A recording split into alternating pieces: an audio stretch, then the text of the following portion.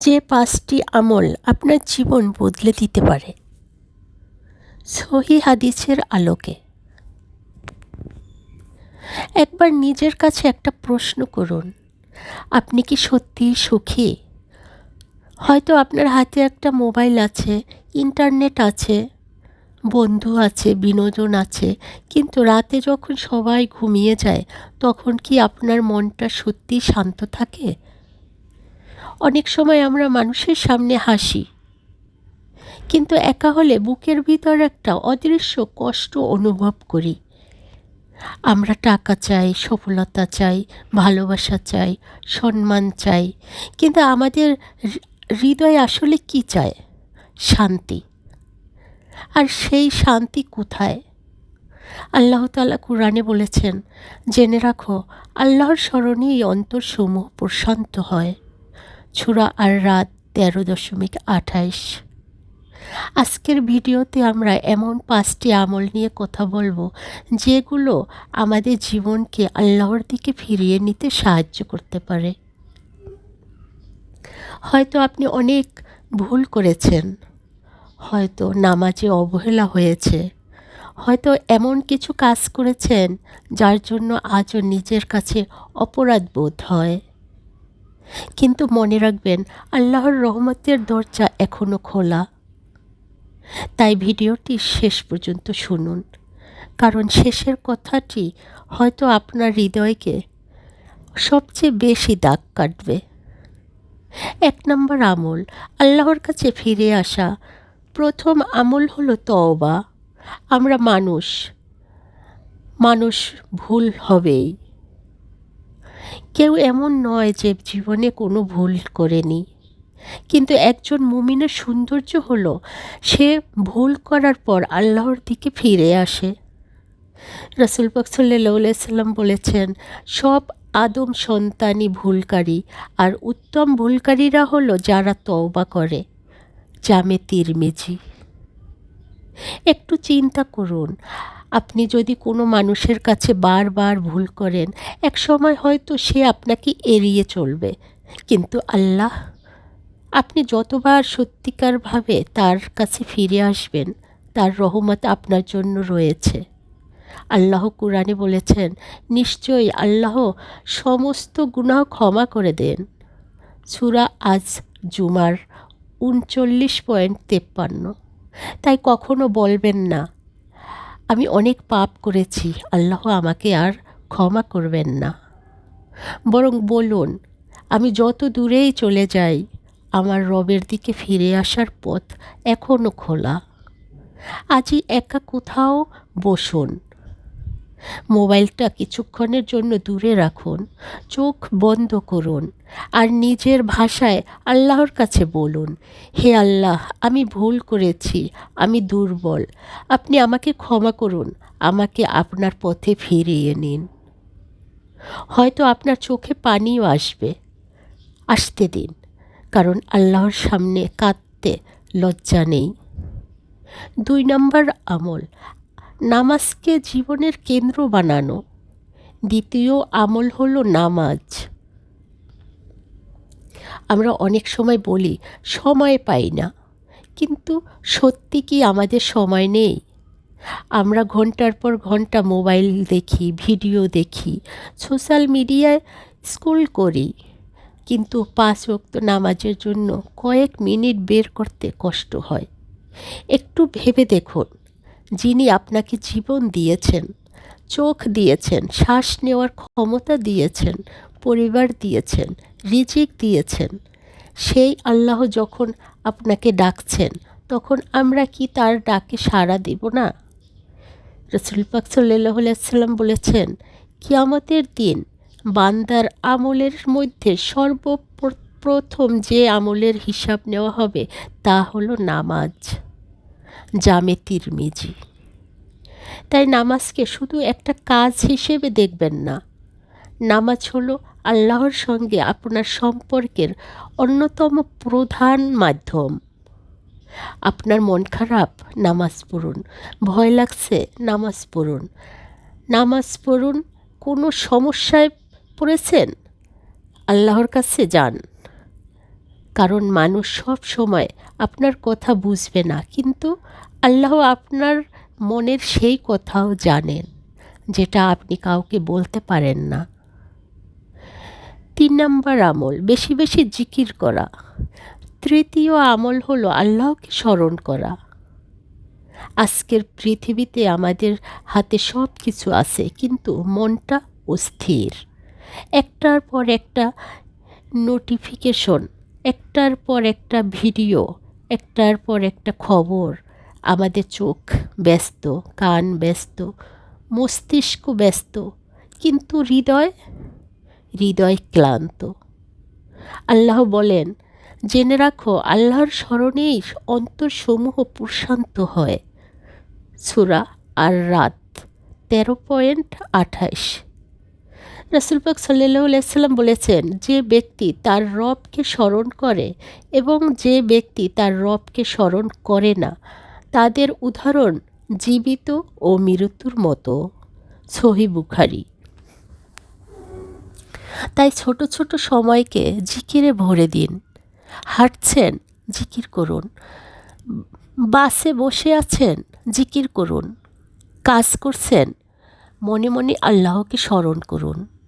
বলুন সুবহানাল্লাহ, আলহামদুলিল্লাহ, আল্লাহু আকবার, আস্তাগফিরুল্লাহ। সব শব্দগুলো ছোট, কিন্তু আল্লাহর কাছে এর মূল্য অনেক বড় হতে পারে। রাসূলুল্লাহ সাল্লাল্লাহু আলাইহি সাল্লাম বলেছেন, দুটি বাক্য জিহ্বায় হালকা, মিজানে ভারী এবং রহমানের কাছে প্রিয়। সেগুলো হলো সুবহানাল্লাহি বিহামদি, সুবহানাল্লাহিল আযীম। সহিহ বুখারী ও সহিহ মুসলিম। তাই আমরা যদি প্রতিদিন অল্প অল্প করে জিকিরের অভ্যাস করি, ইনশাআল্লাহ আমাদের হৃদয়ও আল্লাহর দিকে ফিরতে শুরু করবে। 4 নম্বর আমল, মানুষের সঙ্গে ভালো আচরণ।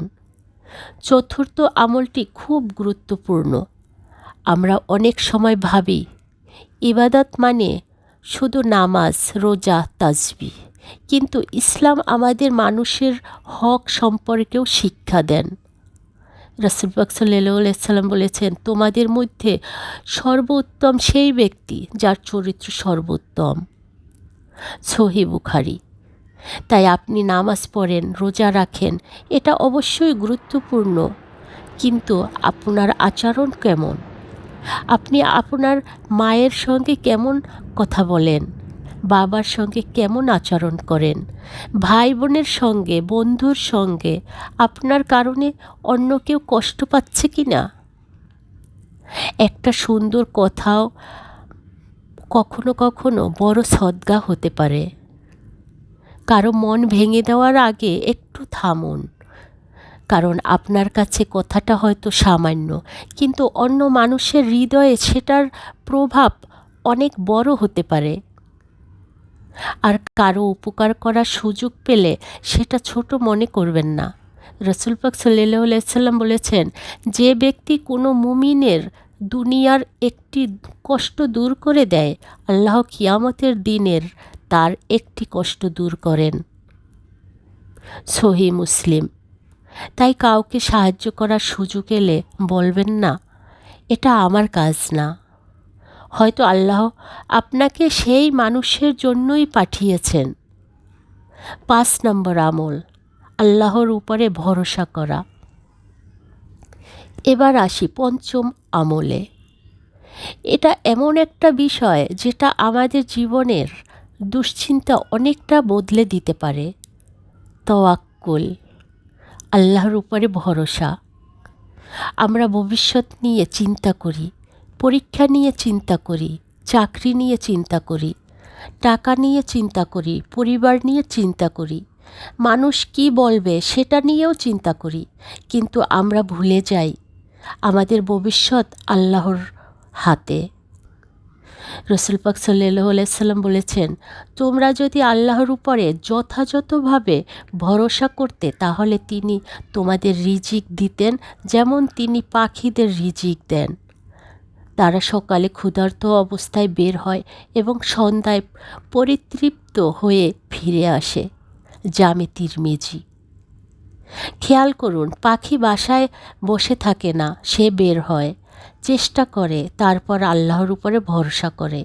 এটাই আমাদের শিক্ষা। চেষ্টা করব আমরা, ফলাফলের ব্যাপার আল্লাহর হাতে। আপনি পড়াশোনা করুন, পরিশ্রম করুন, হালাল পথে রিজিকের চেষ্টা করুন, দোয়া করুন, তারপর ফলাফল নিয়ে আল্লাহর উপরে ভরসা করুন। কারণ কখনো কখনো আমরা যেটাকে ব্যর্থতা মনে করি, আল্লাহর পরিকল্পনায় সেটাই আমাদের জন্য কল্যাণের দরজা হতে পারে। একটু থামুন। এখন আমি আপনাকে একটা কথা বলতে চাই। হয়তো আপনি এই ভিডিওটা দেখছেন এবং মনে মনে বলছেন, আমি তো অনেক দূরে চলে গেছি, আমার জীবনে অনেক ভুল হয়েছে, আমি কিভাবে আবার শুরু করব?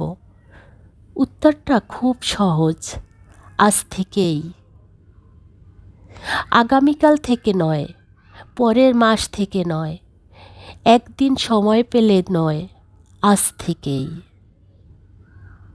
আজ একটা নামাজ ঠিক করুন, আজ কিছু সময় কুরআন পড়ুন, আজ কিছু জিকির করুন, আজ কারো সঙ্গে ভালো ব্যবহার করুন, আজ আল্লাহর কাছে তওবা করুন।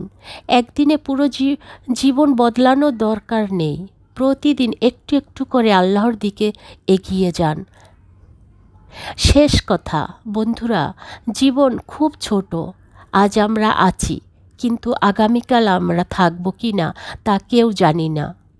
আমরা কত টাকা জমাবো, কত বাড়ি বানাবো, কত লাইক পাবো, কত মানুষ আমাদের চিনবে, একদিন এসবের সব কিছুই পিছনে পড়ে থাকবে, সঙ্গে থাকবে আমাদের আমল। তাই আজ নিজেকে একটা প্রশ্ন করুন, আমি আমার রবের কাছে ফিরে যাওয়ার জন্য কি করেছি? যদি আপনি অনেক দিন নামাজে দুর্বল হয়ে থাকেন, আজ থেকেই শুরু করুন। যদি অনেক দিন কুরআন না পড়ে থাকেন, আজ কয়েকটি আয়াত দিয়ে শুরু করুন। যদি কোনো গুনাহে জড়িয়ে থাকেন, আজই তওবা করুন। যদি কারো হক নষ্ট করে থাকেন, সম্ভব হলে তা ঠিক করে ফেলার চেষ্টা করুন।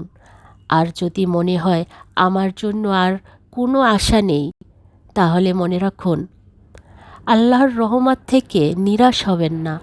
আল্লাহ আমাদের সবাইকে তার দিকে ফিরে আসার তৌফিক দিন, আমাদের নামাজ কায়েম করার তৌফিক দিন, আমাদের গুনাহগুলো ক্ষমা করুন, আমাদের বাবা মাকে রহম করুন, আমাদের অন্তরকে ঈমানের আলোয় আলোকিত করুন এবং আমাদের এমন জীবন দান করুন যে জীবন নিয়ে আমরা একদিন আমাদের রবের সামনে দাঁড়াতে পারি। আমিন। আপনারা যদি মনে হয় এই কথাগুলো অন্য কারো শোনা দরকার, তাহলে ভিডিওটি তার কাছে পৌঁছে দিন। হয়তো আপনার একটি শেয়ারের কারণে একজন মানুষ আল্লাহর দিকে ফিরে আসবে। আর আল্লাহই ভালো জানেন সেই একটি ভালো কাজ আপনার জন্য কত বড় সওয়াবের কারণ হতে পারে। আল্লাহ হাফেজ।